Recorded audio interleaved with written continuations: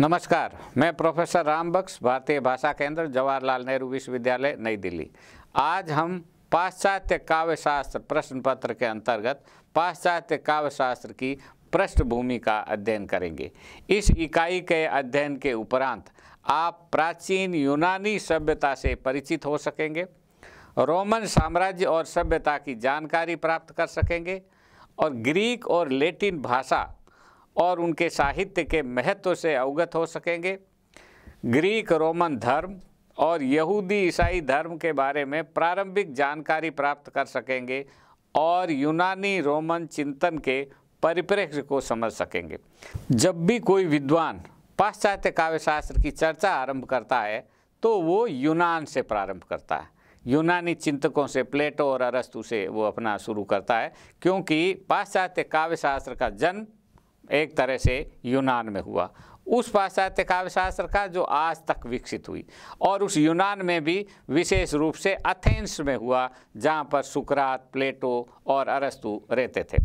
काव्य शास्त्री नहीं, वरन जो सामान्य रूप से पाश्चात्य जो दर्शन है, साहित्य है, गणित है, जीव विज्ञान है, भौतिक विज्ञान है, इन सब का जन्म यूनान में हुआ।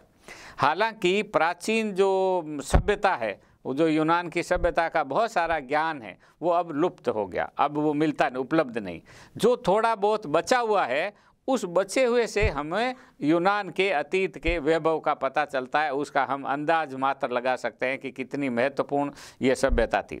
हालांकि यूनानी जो सभ्यता है वो संसार की प्राचीनतम सभ्यताओं में से नहीं है, यूरोप की भी ये प्राचीनतम सभ्यता नहीं है। हालांकि ये वो सभ्यता है जो लगातार विकसित हुई है और अब तक उस सभ्यता की जो परंपरा है वो हमें देखने को मिलती है। इसलिए यूरोपीय सभ्यता, संस्कृति, चिंतन, विचार की जब भी शुरुआत की या चर्चा की बात करते हैं तो हम यूनान की सभ्यता से चर्चा करते हैं। यूनान की सभ्यता से भी जो पुरानी सभ्यताओं का कुछ प्रभाव यूनान पे पड़ा होगा, जिस पर ज़्यादा चर्चा नहीं करते, हम सीधा यूनान से ही शुरू करते हैं। और इसलिए यूनान और रोम ये कई दृष्टियों से बहुत महत्वपूर्ण है। इसलिए इस युग की सम्यक जानकारी के बिना आप यूरोपीय चिंतन को समझ ही नहीं सकते।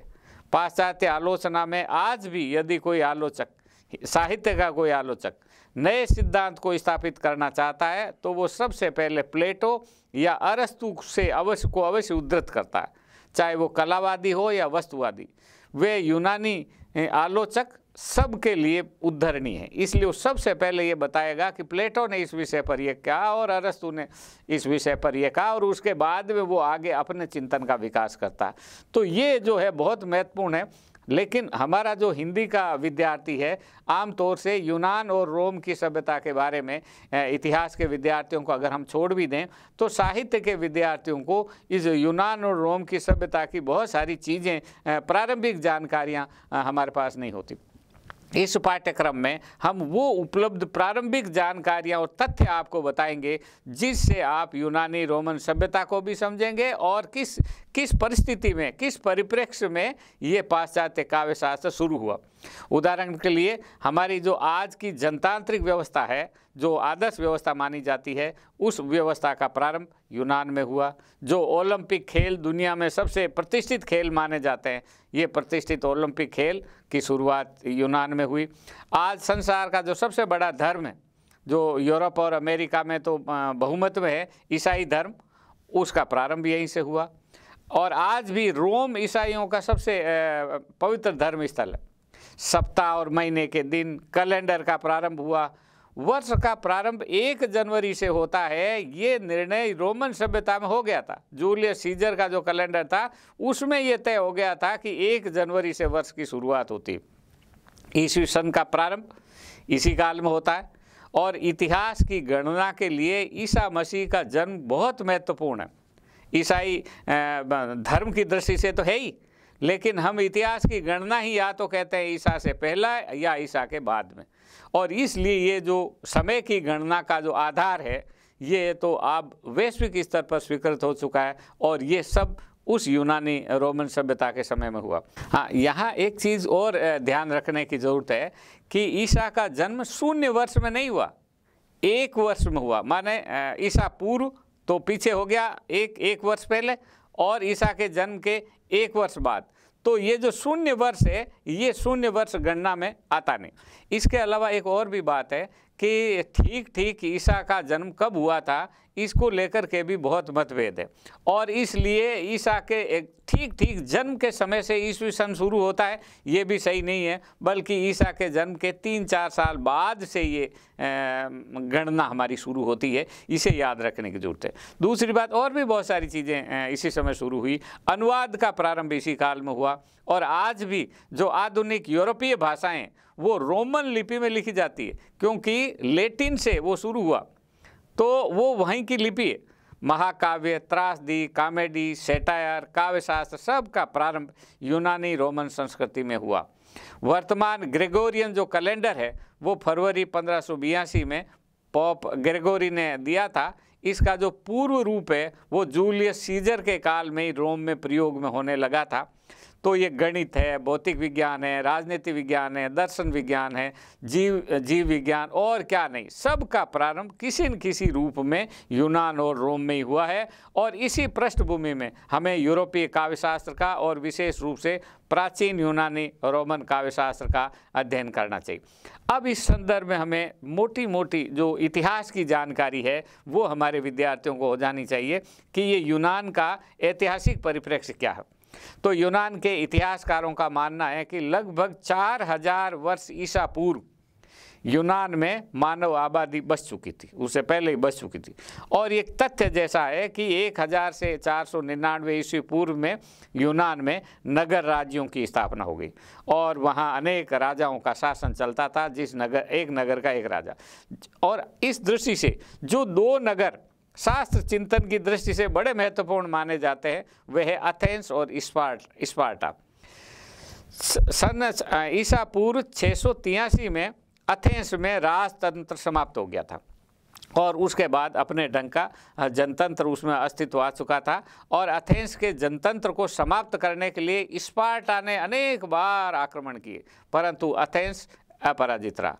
परंतु युद्ध करते करते कभी जीत हार होती रहती है और अंत में सन 404 ईसा पूर्व में स्पार्टा ने एथेंस को पराजित कर दिया और इस पराजय के साथ ही वहाँ का जनतंत्र भी समाप्त हो गया। अब इस जनतंत्र में होता क्या था?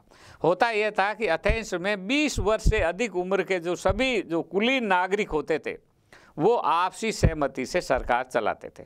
अब इनकी नियमित बैठक होती थी और इन बैठकों में सभी नागरिकों को अपना मत व्यक्त करने की आज़ादी थी, वो अपनी राय दे सकते थे। हाँ, दास और स्त्रियां इन बैठकों में भाग नहीं ले पाते थे, उनको राजनीतिक अधिकार प्राप्त नहीं था। ऐसा माना जाता है कि लगभग 430-31 ईसा पूर्व के आसपास एथेंस की जो आबादी थी वो लगभग 3 लाख थी और उसमें से 1 लाख दास थे। इसके अलावा कुछ व्यापारी और कुछ आगंतुक भी होते थे और जिन्हें ये अधिकार प्राप्त नहीं होते। स्पार्टा द्वारा जो एथेंस की पराजय हुई तो उस पराजय का क्या कारण था? तो उस कारणों में एक कारण ये था कि हारा इसलिए एथेंस क्योंकि एथेंस में जनतंत्र था। मार्क कार्टराइट के अनुसार एरिस्टोफेंस, थुकाइडिस जैसे लोग पहले से ही प्रजातंत्र के विरोधी थे। उनका ये कहना था कि कोई भी प्रभावशाली वक्ता या लोकप्रिय नेता भावनाओं को खेलकर जनता को बहाकर ले जा सकता था और कोई भी बुरा निर्णय करवा सकता था। और इसे वो उदाहरण भी देते हैं और इसे रेखांकित किया जाना चाहिए कि एथेंस के इसी जनतंत्र ने 399 ईस्वी पूर्व में सुकरात को मृत्युदंड दिया था। 338 ईस्वी पूर्व में मकदूनिया के राजा फिलिप्स ने एथेंस को अपने कब्जे में ले लिया। यहाँ इस बात का उल्लेख करना आवश्यक है कि सिकंदर महान इसी फिलिप्स का पुत्र था। राजा फिलिप्स ने अरस्तु को सिकंदर का गुरु नियुक्त किया था जब सिकंदर की आयु 13 वर्ष की थी और यही सिकंदर विश्व विजय के लिए निकला था और भारत तक पहुंच गया था। अब आप इस यूनान के महत्व को और वहाँ के जो बुद्धिजीवियों की ताकत, विशेष रूप से अरस्तु की ताकत को देख सकते हैं जो किस तरह सिकंदर महान के माध्यम से राजनीतिक रूप से जो अनुदित हुई। इतिहास के विवरण बहुत अधिक है, बहुत सारी बातें इसमें हो सकती है, लेकिन मोटी मोटी बातें हमारे विद्यार्थियों को जाननी चाहिए कि 168 ईस्वी पूर्व में रोम ने मकदूनिया को भी पराजित कर दिया। पहले मकदूनिया ने एथेंस को पराजित किया और एथेंस उनके अंदर आ गया और उसके बाद में फिर 168 ईस्वी पूर्व में रोम ने उसको पराजित कर दिया और फिर अंत में 146 ईस्वी पूर्व में पूरा यूनान रोम के अधीन हो गया और उसके बाद यूनानी राज्य या यूनान की जो नगर राज्यों का सारा प्रकरण समाप्त हो गया और उसके बाद में रोमन शासन की शुरुआत होगी। जब भी हम रोमन साम्राज्य की बात करते हैं, रोमन सभ्यता की बात करते हैं, तो उसके भी दो हिस्से, एक है रोमन गणतंत्र जो 509 ईसा पूर्व से 30 ईसा पूर्व तक का काल है, और दूसरा होता है रोमन साम्राज्य का काल जो 30 ईसा पूर्व से 476 ईस्वी तक चलता। यूनान के नगर राज्यों की तुलना में रोमन साम्राज्य अत्यंत विशाल था और उस समय के लोग मजाक में कहते थे कि रोमन साम्राज्य सीमाहीन है, इसकी कोई सीमा नहीं है, अंत तक जहाँ तक पृथ्वी जाती है वहीं तक रोम का साम्राज्य। यूनान की तरह रोमन शासन के दिनों में युद्ध नहीं होते थे, लगभग 200 वर्षों तक इस क्षेत्र में कोई युद्ध नहीं हुआ और हम देखते हैं कि यूनान में हर बार कोई न कोई राजा लड़ ही रहा होता। 476 ईस्वी पूर्व में रोमन साम्राज्य का पतन हो गया। अंतिम रोमन सम्राट रोमुलस थे। कुछ विचारकों ने रोमन साम्राज्य के पतन के कारणों में से एक कारण ये बताया कि ईसाई धर्म भी, जो रोमन साम्राज्य के पतन के बाद सारे पश्चिमी जगत में फैल गया था। ये मोटा मोटी जो समय है उसे हम देख सकते हैं कि यूनान रोम कहता। फिर वहाँ का उस समय का धर्म की स्थिति क्या थी, चिंतन किस तरह चलता था, लोग क्या सोचते थे, इस पर अगर हम बात करें तो यूनान मुख्यतः बहुदेवी देवताओं में विश्वास करने वाला राष्ट्र था। वो सभ्यता किसी एक अदृश्य ईश्वर में विश्वास नहीं करते थे, बल्कि वो कहते थे कि हर एक काम का एक देवता होता और वो मूर्ति पूजक थे। वो पूजा अर्चना करते थे और पूजा अर्चना में भी वो पशु बलि देते थे और उन्होंने सूची बना रखी है। कई सारे लोग ये देवता थे जैसे Zeus, Dionysus, Apollo, Eros, Eris, Hermes, Cronos, Hephaestus, Poseidon, ये तो देवता थे। फिर Hera, Aphrodite, Athena, Artemis, Demeter, Hestia, Persephone आदि देवियाँ थी। वे मानते थे कि देवता मनुष्यों की तरह ही होते हैं और देवताओं का भी परिवार होता है, और लेकिन उनमें क्या है कि थोड़ी ताकत ज़्यादा होती है। और साथ में वो भारतीयों की तरह एक बात और भी मानते थे कि देवता अमर होते हैं। उनका ये भी विश्वास था कि इस परिवार में पति पत्नी सब रहते हैं, उनका रिश्ता, और वे आकाश में कहाँ रहते हैं, वे आकाश में बादलों के अंदर माउंट ओलंपस जो पर्वत है वहाँ का, जो ग्रीस का सबसे ऊंचा पर्वत है, वहाँ पर वे देवता रहते हैं और वहाँ से वे धरती के मनुष्यों की जो गतिविधियाँ हैं उन पर नज़र रखते हैं। और ये ज्यूस जो था वो देवताओं का राजा था और हीरा उनकी पत्नी थी। इसी तरह से सभी कलाओं और विद्याओं की अधिष्ठाता देवता हुआ करते थे।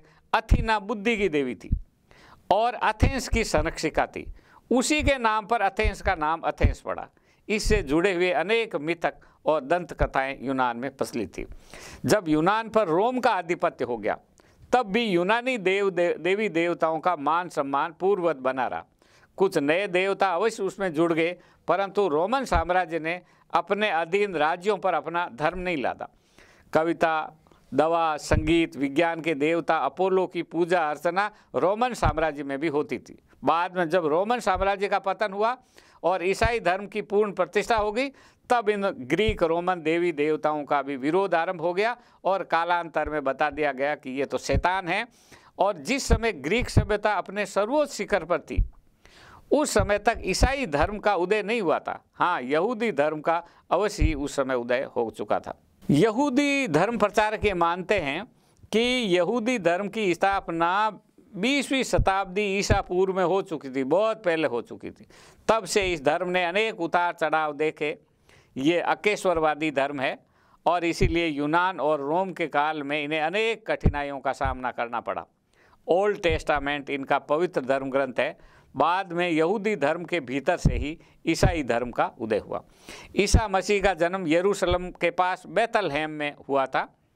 ईसाई धर्म का प्रचार उनके शिष्यों ने किया और ईसवी सन का प्रारंभ भी इसी ईसा मसीह के वास्तविक जन्म काल के आसपास कहीं होता था। प्रारंभ में जो लोग थे वो कहते हैं कि ये ईसाई भी यहूदी धर्म की ही एक शाखा है, अलग से कोई धर्म नहीं, क्योंकि स्वयं ईसा मसीह के माता पिता यहूदी थे। ईसाई भी जो हिब्रू बाइबल है उस हिब्रू बाइबल की 39 पुस्तकों को मान्यता देते हैं कि ये भी बाइबल का हिस्सा है, और न्यू टेस्टामेंट की जो 27 पुस्तकें हैं उसको भी मानते हैं। और इस तरह ईसाइयों के अनुसार बाइबल में 66 पुस्तकें, कुछ लोग और अधिक संख्या घटा बढ़ा करके भी इस संख्या के बारे में विवाद है। माने अर्थात ये है कि बाइबल एक किताब नहीं है, बाइबल 66 किताबें, और उन सब में कुछ कुछ लिखा होता है, और सबको ये मानते हैं। यहूदी अपनी सिर्फ ओल्ड टेस्टामेंट को मानते हैं, और ईसाई ओल्ड को भी मानते हैं, और नई जो 27 किताबें हैं उनको भी मानते हैं। इनके बीच में विवाद भी था, और विवाद का जो मुख्य कारण था वो स्वयं ईसा मसीह थे। ईसाई मानते हैं कि ईसा मानव रूप में ईश्वर है, और उन्होंने हमारे पापों के लिए अपना बलिदान किया, इसीलिए ईसा मसीहा है। यहूदी कहते हैं नहीं, ऐसा कुछ नहीं, वो एक सामान्य शिक्षक थे या एक सामान्य यहूदी थे, और कुछ नहीं थे। इन विश्वासों की टकराट हुई और कई बार खूनी संघर्ष में बदली। रोम के प्रथम रोमन कैथोलिक चर्च की स्थापना प्रथम शताब्दी में हो गई थी, और स्वयं जीसस क्राइस्ट ने सेंट पीटर को इस चर्च का बिशप नियुक्त किया था। सन 30 में सेंट पीटर चर्च को यरूशलेम से रोम ले आए, वहीं पर थे, बाद में ये रोम में आ गए, और उसके बाद में ये रोमन कैथोलिक चर्च के रूप में विख्यात है, और जो बहुत वर्षों तक सारे यूरोप का शासन सूत्र भी, धर्म के साथ राजनीति भी उनके केंद्र में थी। प्रारंभ में रोमन साम्राज्य में ईसाइयों को संदेह की दृष्टि से देखा जाता था, कहा कि ये पता नहीं क्या करते थे। इसके 2-3 कारण थे। एक कारण तो ये था कि ये ग्रीक रोमन देवी देवताओं को मानते ही नहीं थे, और रोमी देव देवताओं का अगर कोई पूजा पाठ भी हो रहा होता था तो ये उसमें शामिल नहीं होते थे, और अपनी जो पूजा पाठ होती थी, अपने जो धार्मिक अनुष्ठान होते थे, वो बड़े गोपनीय तरीके से रहते थे। और इसलिए रोमन साम्राज्य को लगता था कि ईसाई चूंकि हमारे देवी देवताओं की पूजा नहीं करते, इसके कारण देवता हमसे नाराज हो गए, और जब देवता नाराज हो गए तो रोम पर आपत्ति आने लगी। इस कारण उन्हें सजा, मुकदमा, अत्याचार, दंड आदि कई बार झेलने पड़ते थे, और कई बार रोमन साम्राज्य में ईसाई धर्म पर प्रतिबंध भी लगा। इस तरह से बहुत लंबा चौड़ा इसका एक इतिहास है। पर सन 313 ईस्वी में ईसाई धर्म को रोम में कानूनी रूप से मान्यता मिल गई, और सन 380 ईस्वी में सम्राट थियोडोसियस ने के शासन में ईसाई धर्म को रोम का राजधर्म बना दिया।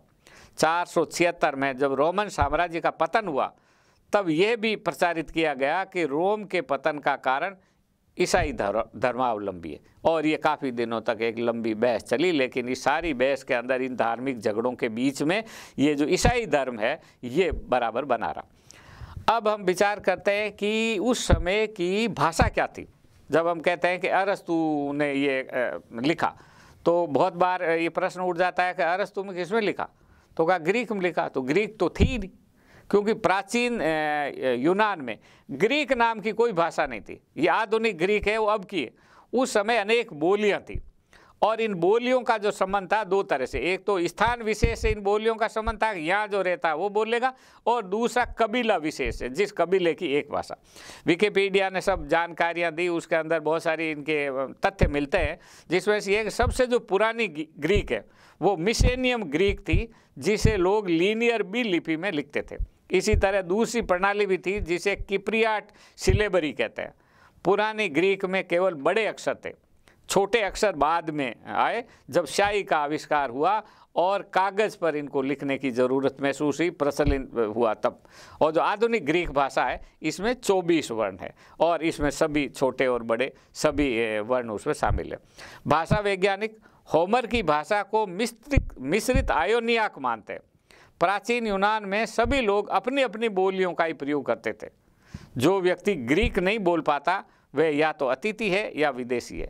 धीरे धीरे इन बोलियों का मानक रूप बनता गया, और कुछ भाषा वैज्ञानिक कहते हैं कि बोलियों में, भाषा में कोई फर्क है ही नहीं, भाषा और भी बोली ही है। और बोली वह भाषा है जिसके पास थल सेना और समुद्री सेना, माने जिसको राज सत्ता का संरक्षण प्राप्त है, वो बोली भाषा बन जाती है। ग्रीक की बोलियों को विद्वानों में 3 भागों में बांटा, एक डोरिक, प्रायोगिक और आयोटिक। ये तीनों अलग अलग कबीलों की बोलियां थी। आज जब हम प्राचीन ग्रीक की चर्चा करते हैं तो एटिक आयोटिक को ही चर्चा सबसे पहले करते हैं। एटिका की बोली है, जगह है ये, जिस क्षेत्र में एथेंस स्थित है।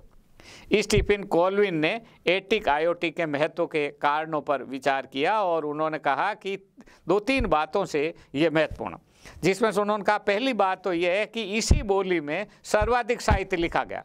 तो जब हम ग्रीक साहित्य देखते हैं तो वो एटिक आयोटिक में लिखा हुआ होता है, जिसमें त्रासदी, कॉमेडी, इतिहास, दर्शन, राजनीति, कानूनी व्याख्यान सब शामिल है।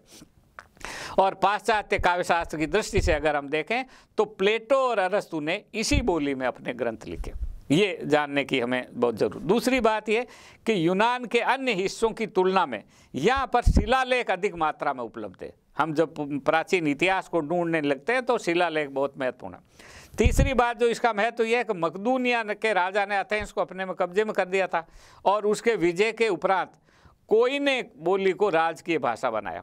ये भाषा भी एटिक आयोटिक पर आधारित है और इस कारण से ये भाषा बहुत ही महत्वपूर्ण है। और यूनान की भाषा या प्लेटो और अरस्तु की भाषा जो हमारे मतलब कि हमारे विषय से संबंधित है वो ये भाषा। उसके बाद में लेटिन, और लेटिन का प्रादुर्भाव और विकास रोमन साम्राज्य में हुआ और ये रोमन साम्राज्य की भाषा थी। लेकिन रोम में ग्रीक भाषा और उसके साहित्य का महत्व बराबर बना रहा और इसलिए कहते हैं कि यूनानी रोमन दोनों एक ही सभ्यता है, क्योंकि वहाँ रोम में ये माना जाता था कि पढ़ा लिखा व्यक्ति वो है जिसको ग्रीक आती, और जिसको ग्रीक नहीं आती वो क्या पढ़ा लिखा। खाली लेटिन पढ़ने से आप विद्वान नहीं हो सकते। जैसे पुराने ज़माने में होता था कि भाषा के कवियों को अगर संस्कृत आती है तो विद्वान, या आजकल लगता है कि जिसको अंग्रेजी नहीं आती वो तो अच्छा पढ़ा लिखा नहीं। तो उस समय ग्रीक का बहुत महत्व था कि ग्रीक आपको आनी चाहिए। लेटिन साहित्य का जब औपचारिक जो शुरुआत है वो कहते हैं कि 240 ईसा पूर्व में हुआ, जब रोमन दर्शकों ने एक ग्रीक नाटक के अनुवाद का मंचन देखा। इसका रूपांतरण लिवियस एंडोनिस ने किया, जो 272 ईस्वी में युद्धबंदी बनाकर लाया गया था। और जो पहला जो कवि था लेटिन का उसे ग्रायस लेबियस उसको कहते हैं, और बाद में सिसरो, जूलियस सीजर, अगस्त आदि अनेक लेखक हुए। रोम में ईसाई धर्म के प्रचार के बाद ईसाई धर्म से प्रचारित जो साहित्य है बहुत ज़्यादा लिखा गया और उसका अनुवाद लेटिन में ग्रीक साहित्य का बहुत अनुवाद हुआ और इस अनुवाद के कारण वो अधिकतर ग्रीक का अनुवाद हुआ। तो चूंकि ग्रीक परंपरा इस समय भी फली फूली, आगे चलकर इसी लेटिन से आधुनिक यूरोपीय भाषाओं का विकास हुआ, जिसमें अंग्रेजी, फ्रेंच, स्पेनिश आदि मुख्य है। इसके साथ ये भी ध्यान रखना चाहिए कि आज भी ये जो भाषाएँ लिखी जाती है वो रोमन लिपि में ही लिखी जाती है। इसी तरह से महत्वपूर्ण चीज़ है बाइबल। बाइबल की क्या भाषा थी? बाइबल का शुरू समय यही है। तो बाइबल ग्रीक शब्द बिब्लिन का अनुवाद है, जिसका अर्थ होता है पुस्तक। ऐसा माना जाता है कि बाइबल में ईश्वर के वचन है, लेकिन ये ईश्वर ने अपना आप तो लिखा नहीं, लिखा तो मनुष्य ने होगा। तो उसे अंतिम रूप देने में लेखकों और संपादकों की कई पीढ़ियां लग गई, तब जाकर के बाइबल का एक रूप सामने आया। और जैसा हम जानते हैं कि बाइबल के 2 रूप हैं, एक ओल्ड टेस्टामेंट है जो यहूदियों की बाइबल है जिसकी रचना हिब्रू भाषा में हुई, और दूसरी ईसाइयों की बाइबल है जिसकी रचना अरेमिक में हुई, ऐसा कुछ वैज्ञानिकों का मानना। कुछ इतिहासकार कहते हैं कि स्वयं ईसा मसीह की जो भाषा थी वो भी अरेमिक थी। जूडिथ हेरिन के अनुसार न्यू टेस्टामेंट की भाषा ग्रीक कोइने है, अरेमिक नहीं है। इन संस्करणों बहुत कुछ सुधार परिष्कार हुए और ईसाई समाज में भ्रम की स्थिति बनने लगी। तब संत जेरोम को ये दायित्व सौंपा गया और जेरोम ने 4वीं शताब्दी में ग्रीक, हिब्रू और अन्य पाठों का विश्लेषण, संपादन, संशोधन करके लेटिन में बाइबल का एक प्रामाणिक पाठ तैयार किया।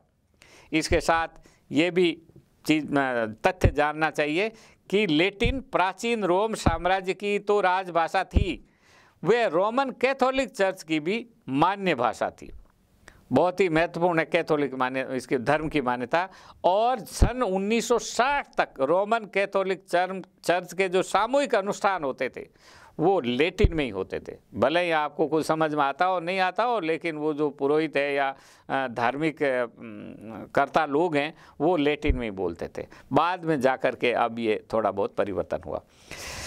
ये एक परिप्रेक्ष्य था जो यूनान और रोम के साथ में महत्वपूर्ण है। ये जो राजनीतिक, धार्मिक और शिक्षा का जो सारा परिप्रेक्ष्य है, इस परिप्रेक्ष्य में अगर हम रोमन साहित्य को या ग्रीक साहित्य को देखें तो और चिंतन को देखें तो चिंतकों का ये विचार ये है कि रचना के बारे में विचार तब होता है जब पहले रचना हो जाती और इन्हीं विचारों से साहित्य सिद्धांतों का सूत्रपात होता है। पहले रचना रचती है और फिर उसको समझने के लिए निर्माण किया जाता है। ये एक मोटी मान्यता। पाश्चात्य आलोचना का संक्षिप्त इतिहास लिखते हुए विमसेठ ने स्थापित किया कि कविता की उत्पत्ति के साथ ही कविता के सिद्धांत पैदा हुए और इसमें उन्होंने विमसेठ ने होमर का उदाहरण देकर के ये अपनी बात कही। प्राप्त जानकारी के अनुसार पश्चिम में सबसे प्राचीन कवि होमर है और उनकी इलियड और ओडिसी नामक 2 बहुत महत्वपूर्ण रचनाएं हैं और इसीलिए जो रचनाएं उपलब्ध है वो उसी का महत्व है। बाकी चीज़ें तो मान लीजिए समाप्त हो गई। और इस क्रम में सबसे पहले होमर की चर्चा हम लोग करेंगे। होमर का रचना काल 850 ईस्वी पूर्व माना जाता। कुछ लोग ये मानते हैं कि होमर नाम का तो कोई व्यक्ति था ही नहीं। उस समय अनेक कवियों का जो समूह होता था उस समूह को होमर का नाम दे देते। फिर अधिकतर विद्वानों का ये भी मानना था कि होमर अंधा था और वे विभिन्न स्थानों पर भ्रमण करता रहता था तथा घूमने फिरने वाले जो लोग आते थे उनके साथ वो भी घूमता था और गीत गाता था। इस इलियड में उन्होंने ट्रॉय के विश्व प्रसिद्ध युद्ध का वर्णन किया। होमर कहते हैं कि महाकाव्य की प्रेरणा उन्होंने देवताओं से प्राप्त की, देवी प्रेरणा से की। होमर के साथ इन आरंभिक यूनानी चिंतकों के विचारों का सार संक्षेप करते हुए विमसेठ ने कहा कि कविता आनंददायक होती है, वह तो सहज रूप से प्रतिभा से ही आती है, इसे कला द्वारा सीखा जा सकता है। कविता चित्र की तरह होती है और शब्दों के कुशलतापूर्वक उपयोग से कविता बन जाती है। ये कुछ इस तरह की बातें होमर के समय में आई। इन प्रारंभिक बातों से ही चलकर के आगे चलकर पाश्चात्य काव्य शास्त्र का विशाल भवन तैयार हुआ। ये विचार यहाँ आरंभ में बहुत बिखरे थे। आगे चलकर इनमें काव्य शास्त्र की गंभीर मान्यताएं निर्मित हो गई। इसलिए पाश्चात्य काव्य शास्त्र की विधिवत समझ प्राप्त करने के लिए इन प्रारंभिक यूनानी साहित्य सिद्धांतों की पृष्ठभूमि को और इन चिंतकों को जानने की जरूरत है। ये क्या थे ये विचारक, ये चिंतक क्या चिंतन करते थे? इस संदर्भ में एक बहुत महत्वपूर्ण बात है कि एथेंस के जो नागरिक थे वो तो जनतंत्र का जमाना था, इसलिए उनको पता था और वे जानते थे कि उनके लिखने का और कहने का और सोचने विचारने का मतलब होता था। उनके सही या गलत निर्णय से एथेंस को फायदा या नुकसान हो सकता है और इसलिए सारे चिंतक एथेंस को अपना मानते थे, एथेंस से प्रेम करते थे। इसलिए वे जो भी कहते थे उनमें उनका दृढ़ विश्वास होता था। इसलिए वे जोर देकर अपनी बात कहते थे कि उनका कहा हुआ ही सही है। प्लेटो ने जब कवियों को आदर्श राज्य से बाहर निकालने की बात की तो ये बात एथेंस के हित में थी। अरस्तु ने जब प्लेटो के मत का खंडन किया तो उनकी राय का एथेंस के भविष्य से संबंध था, इसलिए वे पूरी जिम्मेदारी से अपनी बात कहते थे। इस कारण अरस्तु प्लेटो पर कोई आरोप नहीं लगाते, वे अपना सच कहते हैं। इसी तरह से सुकरात को जो मृत्युदंड दिया गया वे भी एथेंस के हित में दिया गया।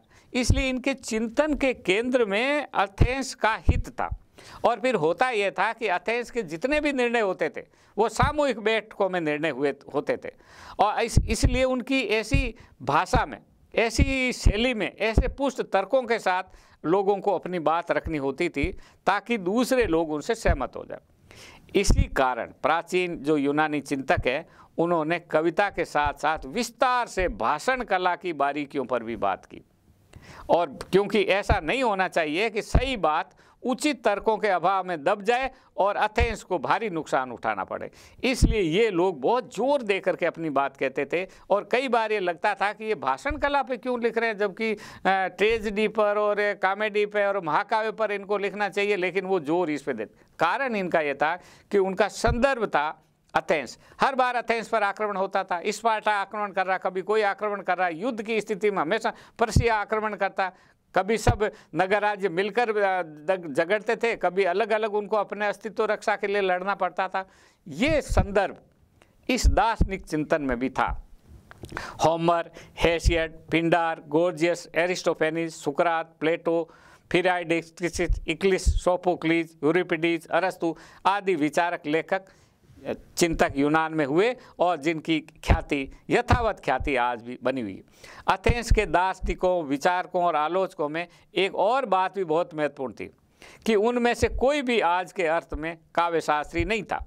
वे तो मूल थे एथेंस के नागरिक थे, पढ़े लिखे थे और अपने नगर के सर्वांगीण विकास में रुचि रखते थे। इसलिए उन्होंने लगभग सभी विषयों पर लिखा।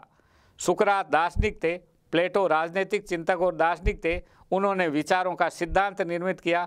दर्शन और राजनीति उनका मुख्य विषय था और वे अपनी अकेडमी चलाते थे और उस अकेडमी में एथेंस के विद्यार्थियों को पढ़ाते थे और स्वयं प्लेटो दर्शन पढ़ाते थे।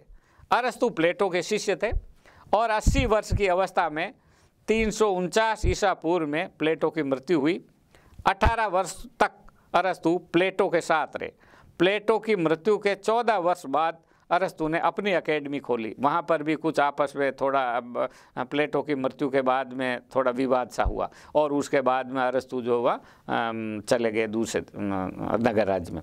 अरस्तु की व्यावहारिक बुद्धि से प्रभावित हुए मकदूनिया के राजा और उन्होंने जब पता चला कि उस एकेडमी में वहाँ एथेंस में अरस्तु ठीक से महसूस नहीं कर रहे तो वो मकदूनिया आ गए और वो नेपोलियन के वो गुरु बन गए और फिर बाद में इसी मकदूनिया ने एथेंस को पराजित किया और फिर इस तरह से सारा यूनान रोमन साम्राज्य में विलीन हो गया।